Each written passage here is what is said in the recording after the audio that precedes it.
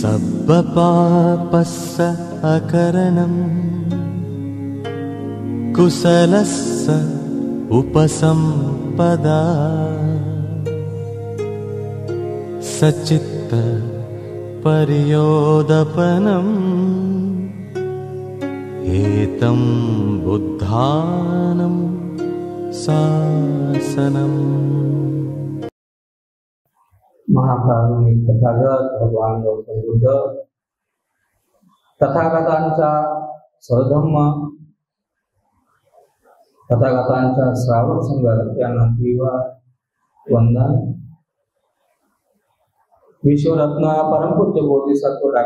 आंबेडकर यांना त्रिवार अभिवादन।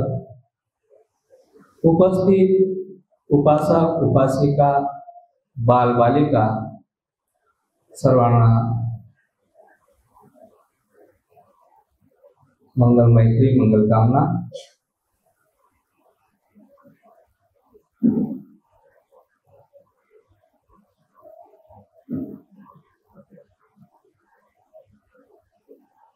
आज काही विषय वगैरे असा मनात धरला नाही आणि त्यामुळं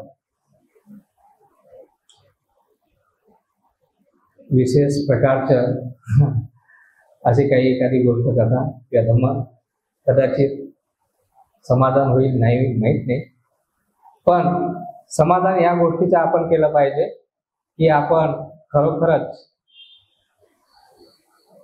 भाग्यशाली आहोत,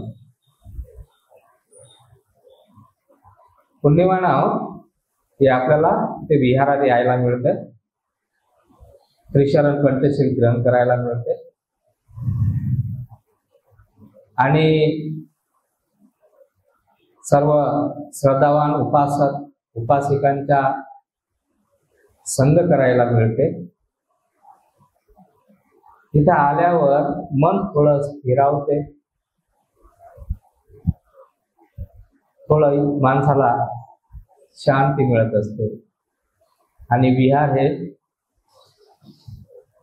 माणसाला बौद्ध विहार जे आहेत, बौद्ध स्थळ जे आहेत ते माणसाला खरोखरच काही क्षणासाठी तरी होईना का होईना शांती प्रदान करत असते। कारण इथं आल्यावर माणसाला काही क्षणासाठी जे काही जीवनात उद्भवणाऱ्या समस्या आहेत, चिंता आहेत, त्या थोड्या वेळाला इथे थांबतात आणि जे काही इथे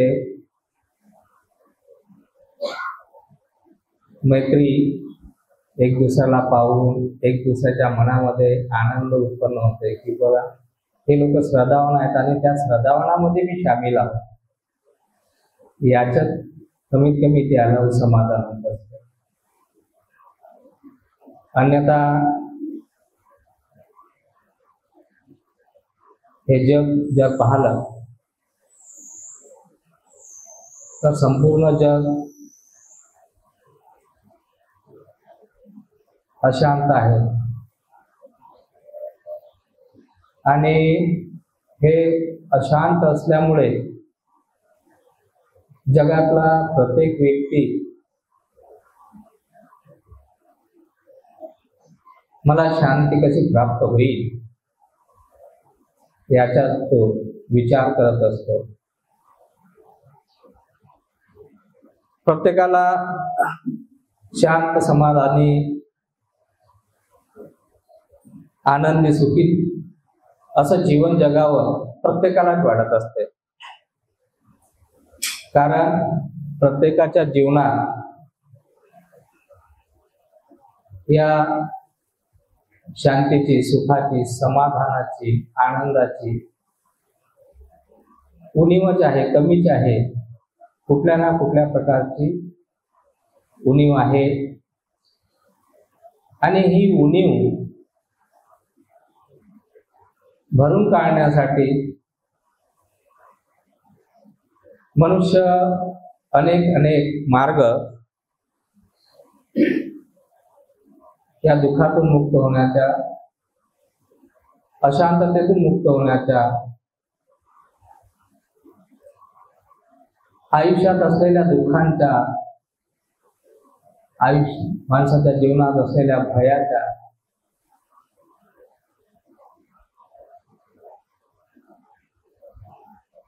यांना सर्वांना कसं दूर करता येईल, यापासून कसं मुक्त राहता येईल, यासाठी तो सातत्यानं धडपडत आहे.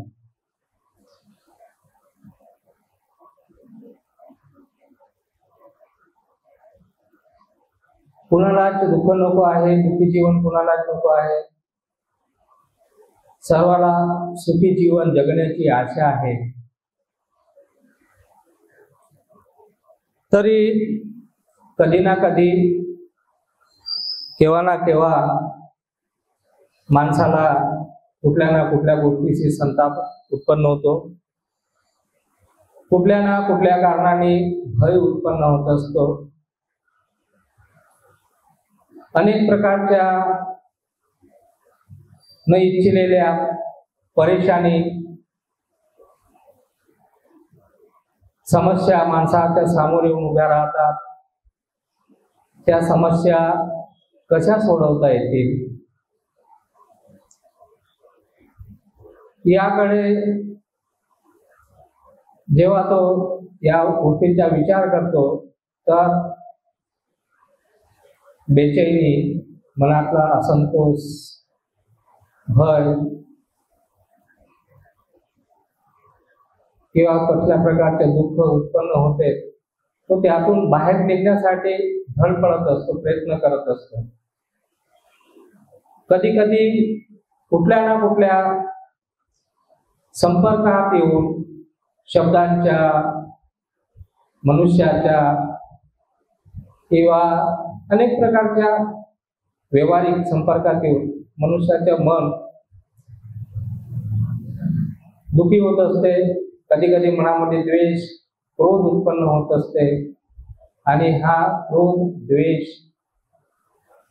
हा भय माणसाला व्याकुळ करत असते. या जगामध्ये पाहत असताना निस्वार्थ, विश्वासू ही व्यक्ती खूप कमी मिळतात. आणि मिळालं तर तो व्यक्ती आमच्या मनासारखा वागला पाहिजे म्हणून कधी कधी मनुष्य मिळूनही, निस्वार्थी व्यक्ती मिळूनही, कल्याणकारी मित्र मिळूनही आपण त्याच्यापासून दूर होतो. कारण कल्याणकारी मित्र सदैव प्रत्येक गोष्टीची स्तुती करत नाही, तो वाईट गोष्टीची निंदाही करत असतो आणि चांगल्या गोष्टीची स्तुती करत असतो. पण माणसाला सवय असते निंदा होऊ नये पण स्तुती मात्र झाली पाहिजे. तर जीवनात असं होत नाही. जीवनात सुख आणि दुःख हे दोन्ही असते, निंदा प्रशंसा दोन्ही असतात. तेव्हा अनेक व्यक्तींशी अनेक व्यक्ती छल कपट करणारे भेटतात, धोका देणारे मिळतात. ज्यावर विश्वास करतो तो कधी अविश्वास करणारा असतो. तर जीवनामध्ये अशा प्रकाराने माणसाच्या जीवनामध्ये कुठून ना कुठून दुःख येतच असतं. आणि हे दुःख दूर करण्याची, या समस्यांना दूर करण्याचा तो नेहमी प्रयत्न करत असतो. आणि या प्रयत्नामध्ये त्याला उचित मार्ग न मिळाल्यामुळे, उचित मित्र न मिळाल्यामुळे, उचित स्थान न मिळाल्यामुळे, उचित काम न मिळाल्यामुळे अनेक प्रकारे त्याच्यामध्ये असमाधानाची, अशांततेची आणि दुःखाची ही जी प्रवृत्ती आहे ती वाढत जाते आणि ती त्याला अधिकच व्याकुळ करत असते. आणि यामुळे तो व्यक्ती ज्या सुखाची कामना करत असतो, ज्या सुखासाठी तो प्रयत्न करत असतो, धडपडत असतो, रात्र आणि दिवस विचार करत असतो, त्यापासून मात्र तो दूरच राहतो. पण दुःख मात्र हे त्याला कुठून तरी येऊन, त्या दुःख कुठून तरी येतात आणि त्याच्या मनाला वेळा टाकतात आणि तो त्या वेळामध्ये तो ते दुःख भोगत राहतो. कधी कधी त्याला वाटते हे सारं जग माझ्यासारखं नाही आहे. प्रत्येकाला वाटते मी या जगामध्ये चांगला आहे, जगातले सारे लोक वाईट आहेत, ते मला समजत नाही किंवा माझ्या समस्यांचं समाधान करू शकत नाही, मला मदत करत नाही. कोणाकडून तरी अपेक्षा करतोय सुखाची, आणि सुखाची अपेक्षा केल्यामुळे त्याच्या मनासारखं न झाल्यामुळे तो व्यक्ती दुःखी होतो. मग त्याला कधी कधी असं वाटते हे जग माझ्या काही कामाचे नाही, या जगातून कुठेतरी अशा ठिकाणी जावं जिथे असे लोक नसतील, अशा प्रकारच्या समस्या नसतील, अशा प्रकारचे स्वार्थी, लोभी, क्रोधी, द्वेषी, धोका देणारे नसतील, विश्वासू मित्र असतील, अविश्वासू नसतील, माझ्या विरुद्धात जाणारे नसतील, माझ्या मनासारखे वागणारे असतील. मला कोणाकडूनही दुःख नको आहे. प्रत्येकाकडून तो सुखाची कामना करतो आणि मग ते मिळत नाही तर त्याला वाटतं हे जगत बेकार आहे, हे संसार बेकार आहे, तुच्छ आहे, इथे सर्व दुःख आहे, इथले लोक सर्व दुःख देणारे आहेत, इथल्या सर्व परिस्थितीत दुःख देणारे आहेत. आणि मग त्याला वाटतं कुठेतरी सुख प्राप्त करावं.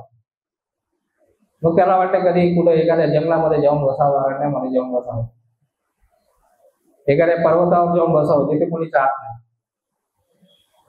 एखाद्या गुफेत जाऊन आणि बसावं जिथे कोणी येत नाही, कुणाशी काही संपर्क होत नाही आणि कुणामुळे मग मला दुःख होत नाही. अशा प्रकारचे तो इच्छा करतो.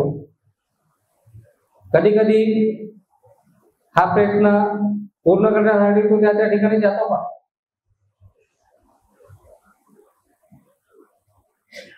पण तरी दुःख त्याला सोडत नाही.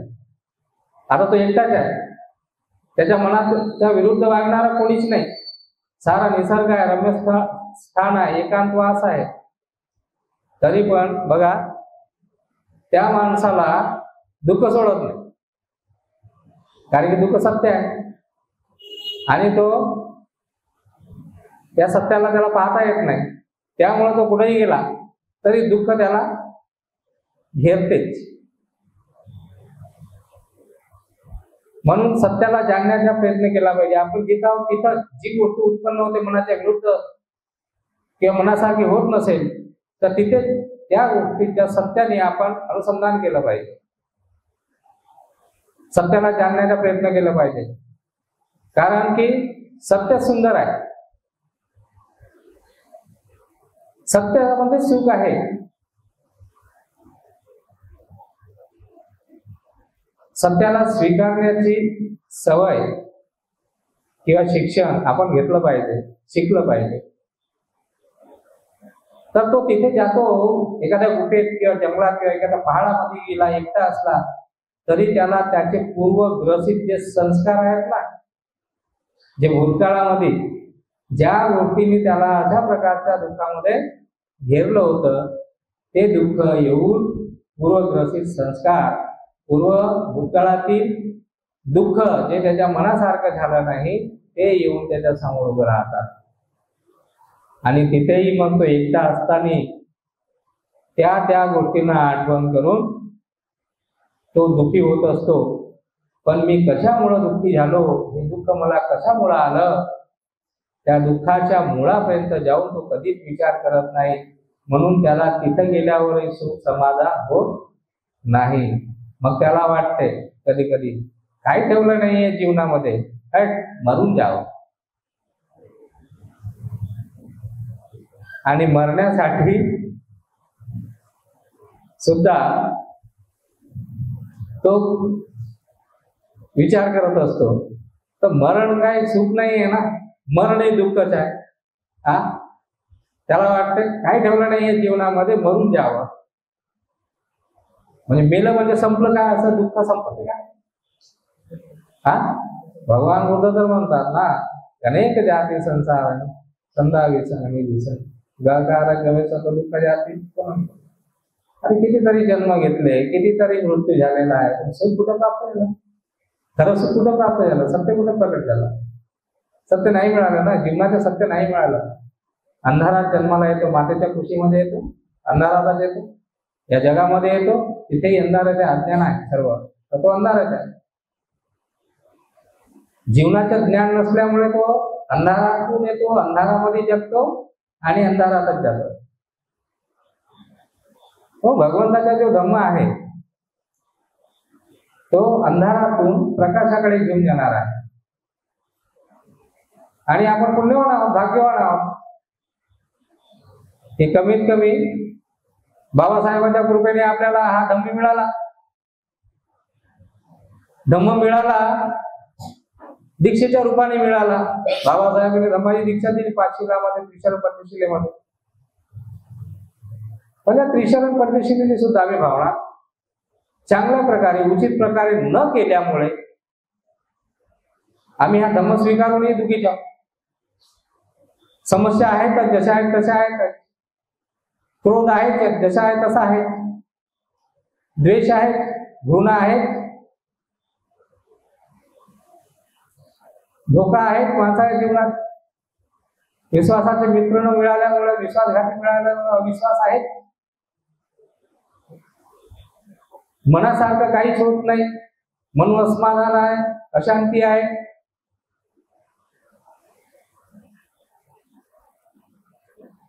उद्धटपणा आहे, प्रीती नाही, सुख नाही. तर या बाबासाहेबांनी जे दिलेले 5 शील आहे याची भावना नाही. भावना नसल्यामुळे खऱ्या अर्थाने तो धम्म जीवनात उतरत नाही. जीवनात धम्म उतरवायचा आहे तर 5 शिलाचे पालनही करायचे आहे. तर 5 शिलाचे पालन करणे म्हणजे धम्म धारण करणे नव्हे, त्या शिलाची भावना करायची, त्याचा अभ्यास करायचा. अभ्यास करायला शिकलो पाहिजे, ते आमच्या जीवनात उतरलं पाहिजे, आमच्या व्यवहारात उतरलं पाहिजे. ते असं काय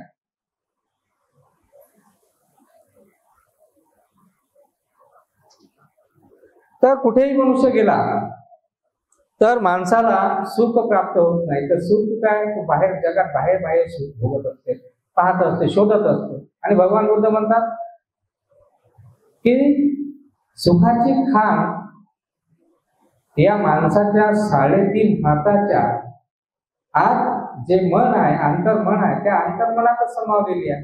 पण मनुष्य बाहेर बाह्य त्याला जगण्याची सवय असल्यामुळे तो आपल्या अंतर्मनात कधी उतरत नाही. कोणी एखादी त्याची निंदा केली, त्याची चूक दाखवली किंवा त्याची घृणा केली तर तो त्या बाह्य व्यक्तीच्या चिंतनात, मननात पडत असतो. पण आपल्या अंतर्मनामध्ये तो कधी झाकून पाहत नाही की खरोखर तो जो बोलला आहे त्या प्रकारच्या माझ्यामध्ये ती प्रवृत्ती आहे का, आणि असेल तर त्या प्रवृत्तीला मी कसं नष्ट करीन प्रयत्न केला पाहिजे. पण तो तिकडे जातच नाही. त्या अंतर्मनामध्ये न उतरल्यामुळे, स्वतःकडे न बघितल्यामुळे तो बाह्य जगाकडे बघतो आणि दुःखी होतो. एखाद्याने स्तुती केली ना, प्रशंसा केली तर तो बाह्य सुखी होतो, आंतरिक सुख प्राप्त होत नाही. आंतरिक सुख प्राप्त करायचे असेल तिथेही शोधलं पाहिजे की खरंच त्याने स्तुती केली, हे स्तुती खरी आहे, सत्य आहे का, की त्याने वरवर स्तुती केली किंवा त्याची स्वार्थपूर्तता करण्यासाठी माझी स्तुती केली, मी त्या स्तुती लायक आहे का, हे सत्य आपण आपल्या अंतर्मनात शोधलं पाहिजे. एकदा असंच तथागत भगवान गौतम बुद्ध एका गावातून दुसऱ्या गावात जात असताना आपल्या भिक्खू संघासहित ते जात होते. भगवान बुद्ध समोर होते, मागे पूर्ण संघ होता आणि त्या संघाच्या मागे अधिक 2 परिवारक होते, संन्यासी.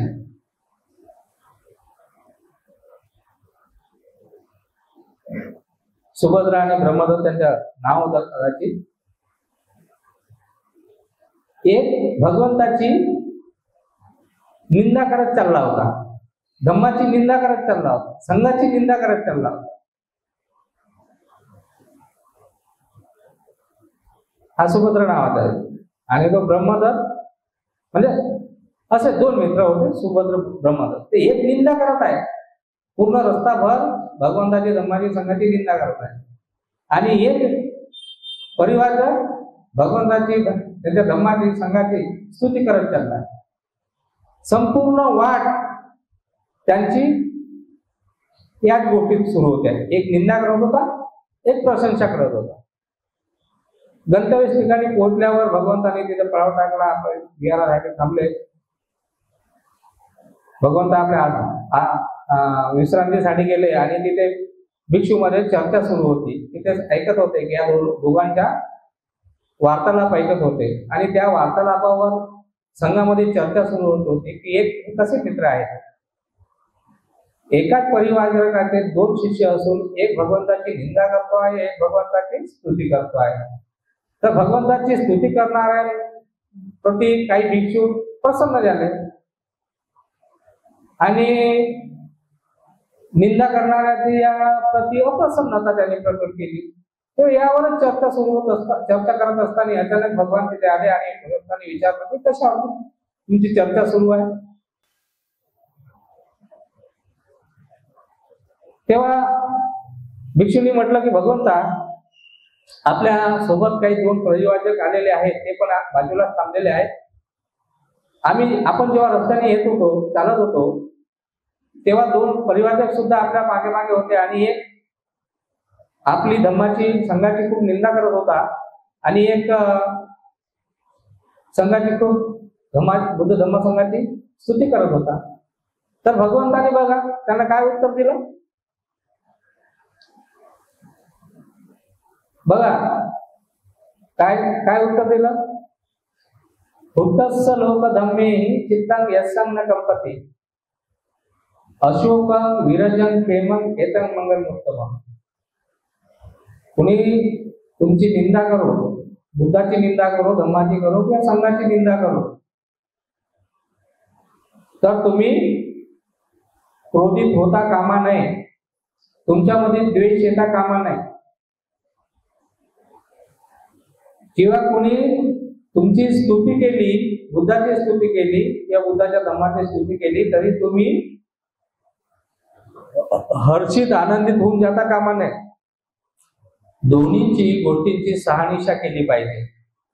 निंदा होत आहे तर निंदाचे काही कारण आहे का, कोण्या कारणाने ते निंदा करत आहे,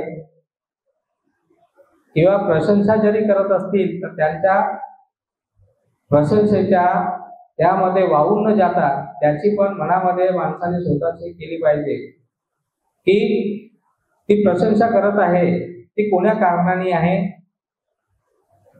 काय कारण आहे प्रशंसाचं, सत्यापर्यंत गेलं पाहिजे. विचलित होता कामा नये, दोन्हीमध्ये विचलित होता कामा नये. तर अशा प्रकारे माणसाने स्तुती असो अथवा निंदा असो, माणसाने त्याची चांगल्या प्रकारे शहानिशा केली पाहिजे. आपल्या हितामध्ये त्याचे निरीक्षण परीक्षण केलं पाहिजे. आपल्यासोबत असे प्रसंग अनेकदा येतात. जीवन जगत असताना कोणी कोणी आपल्या गोष्टीला कट करतोय, आपली गोष्ट ठेवतो, तेव्हाही तुमच्या मनामध्ये रागद्वेष उत्पन्न होतो, म्हणजे अशांती किंवा असमाधान उत्पन्न होतो. तुमची स्तुती केली तेव्हा तुम्ही एकदम म्हणजे ते काय म्हणतात, त्याने झाडावर चढून जातात आणि तुम्हाला वाटते अशी स्तुती पुन्हा पुन्हा ऐकायला मिळावं. पण याचा कधी विचार करत नाही की मी स्तुती केली ते तसे गुण माझ्यामध्ये आहेत का, खरोखर मी आतून तसा आहे का, स्तुतीला पात्र आहे का, आतून माझे आचरण, माझा विचार, माझी भावना तशी आहे का, आतून विचार केला पाहिजे. अंतर्चित्तामध्ये जाऊन आपण त्या स्तुतीचा विचार केला पाहिजे किंवा निंदेचाही विचार केला पाहिजे. जीवनामध्ये सुख दुःख येत राहतात. माणसाने दोन्हीमध्ये संयमित होऊन आपल्या अंतर्चित्तामध्ये त्या गोष्टीला पाहिलं पाहिजे. आपल्या जीवनात त्या गोष्टी आहेत का, आपल्या आचरणात त्या गोष्टी आहेत का.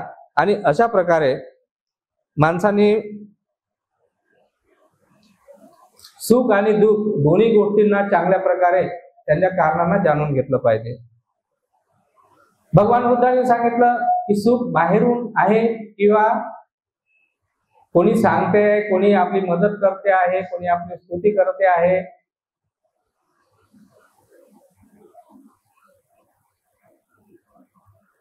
किंवा आपण इतरांवर जेव्हा भरोसा जतवतो तेव्हा तो भरोसा त्याच्या आपल्या कामात येत आहे ना.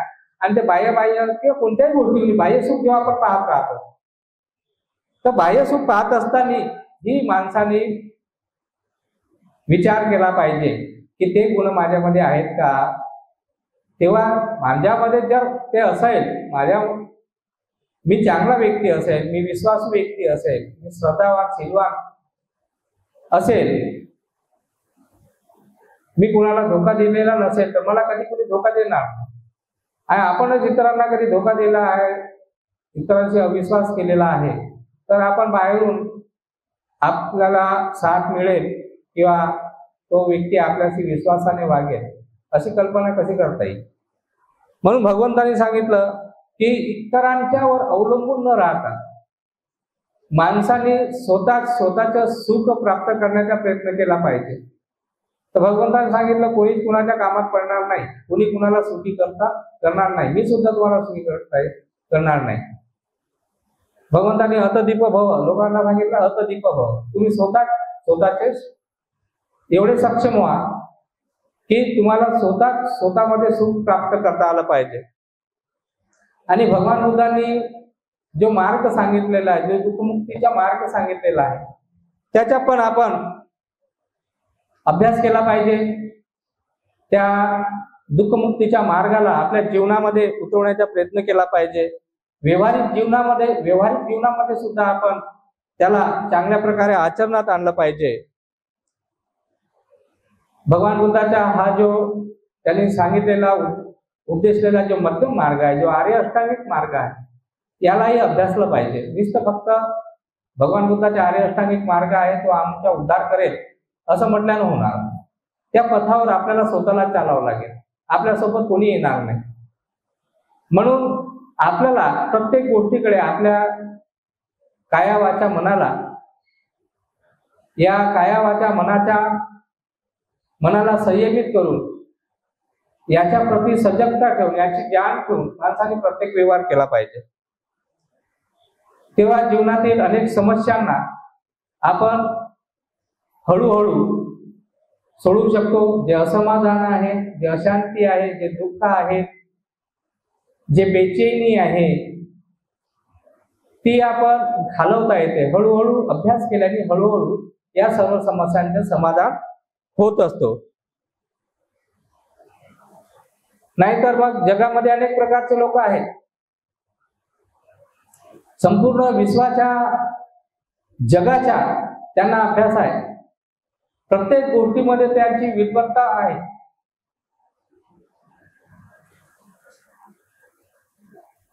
इतरांना ज्ञान देणारे खूप आहेत, जगातल्या समस्यावर बोलणारे खूप आहेत, सुखावर बोलणारे खूप आहेत, पण खऱ्या अर्थानं त्यांच्या जीवनातही सुख नाही. खऱ्या अर्थाने तेही शांत नाही, तेही समाधानी नाही. त्यांनाही कुठल्या ना कुठल्या प्रकारचे अशा प्रकारचं दुःख, कुठलं ना कुठलं भय, कुठला ना कुठला रोग, कुठली ना कुठली मनाच्या विरुद्धातली गोष्ट, आणि याच्यामुळे तेही लोक आतून दुःखीच असतात. तर यासाठी माणसाने अभ्यास केला पाहिजे, स्वतःचा अभ्यास केला पाहिजे, आपल्या अंतर्चित्ताचा अभ्यास केला पाहिजे, स्वतःकडे लक्ष दिलं पाहिजे. आपण बाहेर लक्ष देतो ना, आम्ही तर बाहेर लक्ष देतो, बाह्य अभ्यासही बाहेर करतो, विद्वत्ताही आम्हाला बाहेरची आहे. तर एका संतांनी म्हटलं आहे, कथे वधे लिखे पढ़े सुने सब कोई. कथे वधे पढ़े लिखे सुने सब कोई. कथे म्हणजे कथन करणारा, एखाद्या समस्याचं कथन करणारा, सांगणारा, समस्याचं समाधान सांगणारा. एखादा वक्ते, धर्म वक्ते, तुझ्या मुखातून चांगल्या गोष्टी, वेद असतात, वेद वक्ते, ज्या ज्या शास्त्रांचा अभ्यास असतो ते शास्त्र वाचते कथे वते, आणि आपण तो वाचते ऐकणारे एक सांगणारे एक पण ऐकणारे अनेक, ऐकणारे खूप आहेत. सुने कथे वते सुने सब कोई ऐकतात, ते सर्व लोक ऐकतात. त्याची विद्वत्ता, त्याचं ज्ञान, साऱ्या विश्वाचं साऱ्या जगाचं आपलं त्याचं आजच्या बाहेरचं सर्व ऐकतात. सुने सब कथेमध्ये सुने सब कोई. लिहिणारे खूप आहेत, मोठाले ग्रंथ लिहून ठेवलेले आहेत त्यांनी, आणि ज्यांनी जे ग्रंथ लिहिले आहेत असं वाटतं त्यांनी अरे बा केवढा मोठा विद्वान असेल आणि एवढा मोठा ग्रंथ लिहिलेला आहे, एवढं मोठं ज्ञान त्यांनी इथे लिहून ठेवलेलं आहे. कथे वदे लिखे पढे, त्यांनी लिहिलेलं आहे, त्यांनी बाहेरून घेतलेला आहे, त्याच्या जवळचं काहीच नाही. पढे वाचणारे, त्याच्या वाचते तो खूप मस्त वाटते, त्याला आनंद वाटते, आणि वाचून इतरांना सांगते असं असं आहे तसं आहे. लिहिणाराही आहे इथे आणि त्यांच्या ते ज्ञान वाचणारे खूप आहेत, लिहिणारे खूप आहेत आणि वाचणारे खूप आहेत. पण सत्यापासून खऱ्या सुखापासून सर्व दूर आहे. स्वतःचे काही ज्ञान नाही, सर्व बाह्य. तर म्हणून कथे वदे पढे लिखे सुने सब कोई, कथे न होई पढे न होई, वदे न होई लिखे न होई, सुने न होई करे होई. म्हणून माणसाने भगवान बुद्धांनी सांगितलेला जो धम्म आहे त्या धम्मामधले जे चार आर्य सत्यामधलं दुःख आणि दुःख मुक्तीचा जो मार्ग आहे याचा आम्हाला अभ्यास करायचा आहे. हा जो आर्य अष्टांगिक मार्ग आहे याचा अभ्यास करायचा आहे. अभ्यास करू तेव्हा आम्ही शिकू तेव्हा कशा प्रकारे त्याच्यावर मार्गक्रमण करायचा हे आम्ही चांगल्या प्रकारे जाणू, आणि जानत त्या धर्माच्या त्या मध्यम मार्गाच्या आम्ही पथिक बनू. आणि जर ते पथिक बनलो तर आमचे हे जे दुःख आहे, जे आंतरिक किंवा बाह्य जे दुःख आहे ते निश्चितच गळून पडणार आहे. आणि एक दिवस माणसाला ज्याची आम्ही कामना करतो, शांती, सुख, समाधान, विश्वास, परम सुख, यापासून मग त्याला कोणीही या सुखापासून, या सुखात त्याला कोणी अडथळे आणू शकत नाही. कारण तो स्वयं चालत आहे, त्याचा अभ्यास करत आहे, शनी तो चालत आहे. हळूहळू अभ्यास करून तो त्याच्या मार्गक्रमण करत आहे. मार्गक्रमण करत तो आपल्या गंतव्यापर्यंत, आपल्या लक्ष्यापर्यंत पोहोचत आहे. आणि एक दिवस निश्चितच तो व्यक्ती त्या आपल्या लक्ष्यापर्यंत, त्या सुखापर्यंत, त्या शांतीपर्यंत, त्या समाधानापर्यंत पोहोचते. आणि मग तो त्या समाधान, त्या सुखामध्ये तो व्यक्ती रममाण होते. रममाण होऊन जीवन जगत असताना सुखी असतो, आनंदी असतो, शांत असतो, समाधानी असतो. मरताना सुद्धा शांत असतो, सुखी असतो, आनंदित असतो, समाधानी असतो. आणि म्हणून माणसाला जीवन जगण्याचा खरा अर्थ, खरं सुख, खरं समाधान, खरं शांती कशामध्ये आहे हे आपण स्वयं याचे जाणण्याचा प्रयत्न केला पाहिजे. हा धर्म शिकण्याचा प्रयत्न केला पाहिजे. नाहीतर मग ऐकतो खूप, वाचतो खूप, ज्ञान खूप आहे, प्रयत्नही खूप करतो, पण सम्यक प्रयत्न नसल्यामुळे, त्यामध्ये सातत्य नसल्यामुळे पुन्हा येऊन आम्ही दुःखात पडतो. तर आपण अशा दुःखातून बाहेर येण्याचा प्रयत्न करा.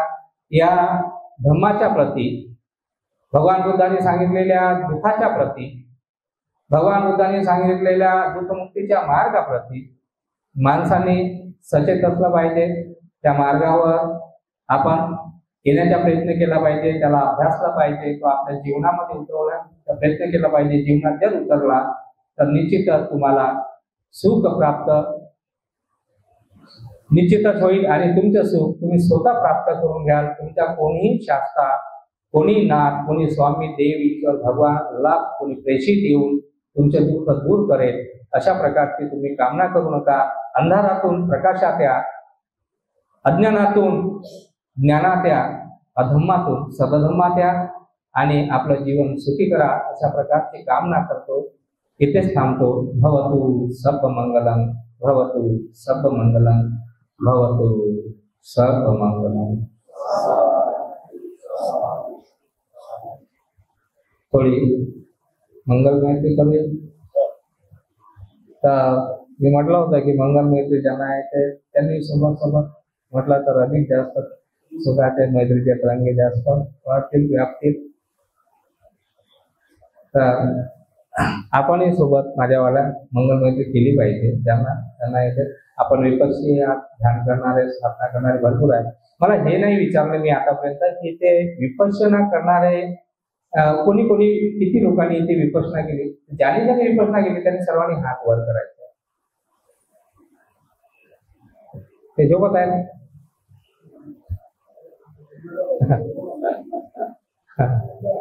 ठीक आहे.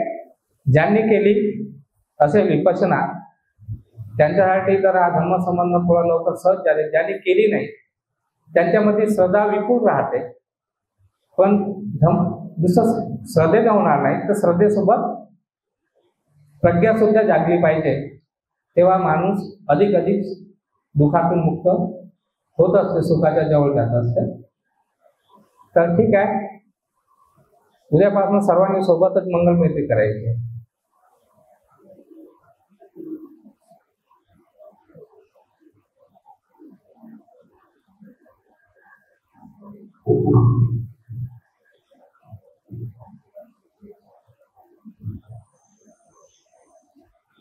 सबका मंगल, सबका मंगल, सबका मंगल होय रे.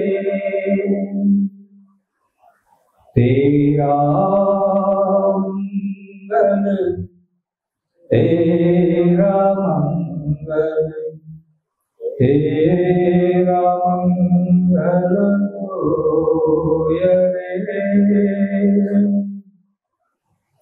सबका मंगल, सबका मंगल, सबका मंगल होय रे.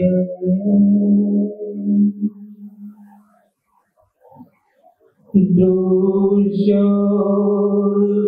अदृश्य सभी जीवों का मंगल होय रे. सबका मंगल, सबका मंगल, सबका मंगल होय रे. जल के थल के और गगन पे, जल के थल के और गगन पे, प्राणी सुखियाँ होय रे.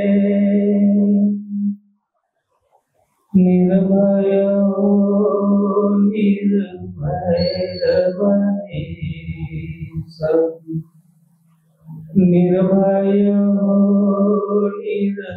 निर्भय बने सभी, सभी निरामय होय रे. सभी निरापद होय रे. सबका मंगल, सबका मंगल, सबका मंगल होय रे.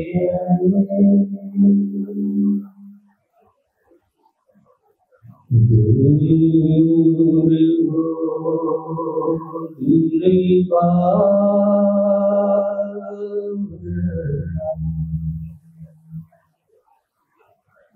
द्वेष सब दूर,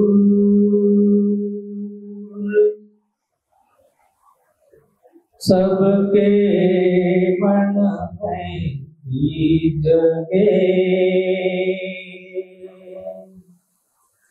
मंगल से भरपूर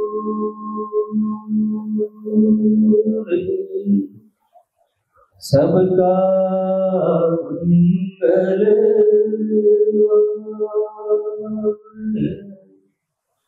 सबका मंगल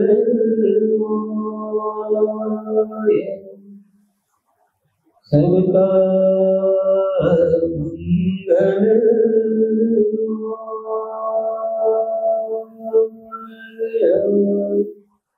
भवतु सर्वमङ्गलं भवतु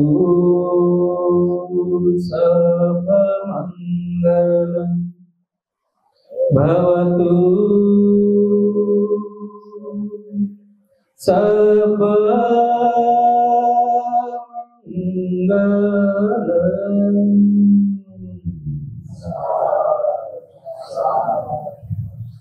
मंगल हो, सुखी हो, सर्वांचे मंगल हो, सर्वांचे कल्याण हो, सर्वांची स्वस्थ मुक्ती हो, स्वस्थ मुक्ती हो, स्वस्थ मुक्ती हो.